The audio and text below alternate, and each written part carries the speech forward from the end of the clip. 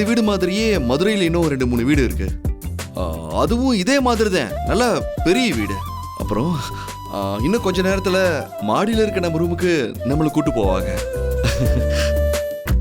மெதுவா அமுக்கியா? வேகமா அமுக்காதான் கால் வலி போகும். சும்மா இரு. இவன் வலிக்குது அமுக்குவ. இன்னும் கால் வலி சரியா இல்லையா? ஆமாப்பா. என்னங்க, இந்தாங்க மோர் குடிங்க.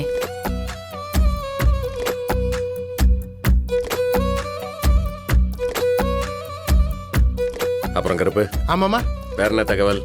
மாமா, ஊருக்குள்ள நம்ம வீட்டு கல்யாணத்தை பத்தி தாமா பேச்சு.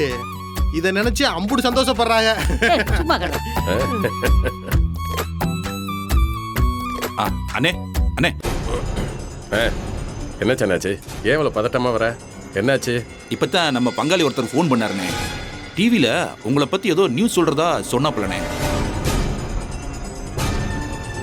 மாமா, ஆ, ஊர் முழுக்க நம்ம வீட்டு கல்யாணத்தை பத்தி தான் பேச்சுன்னு சொன்னேன்ல. ஆமா, நம்ம கல்யாணத்தை பத்தி தான் டிவி நியூஸ்ல போடுறாங்களோ என்னமோ. ஓ மோகனா, அந்த டிவியை போய் போடு. சரிங்க.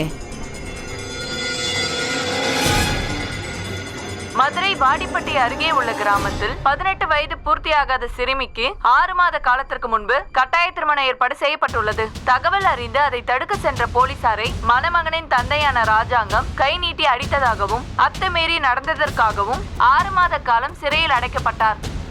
இப்பொழுது அந்த கல்யாண பெண்ணிற்கு 18 வயது பூர்த்தியான நிலையில் தண்டனை முடிந்து நேற்று முன்தினம் விடுதலையான ராஜாங்கம் தான் ஏற்கனவே முடிவு செய்திருந்தபடி தனது மகனிற்கும் அந்த பெண்ணிற்கும் தனது சொந்த கிராமத்தில் மிகவும் எளிமையான முறையில் திருமணத்தை இன்று நடத்தி முடித்துள்ளார்.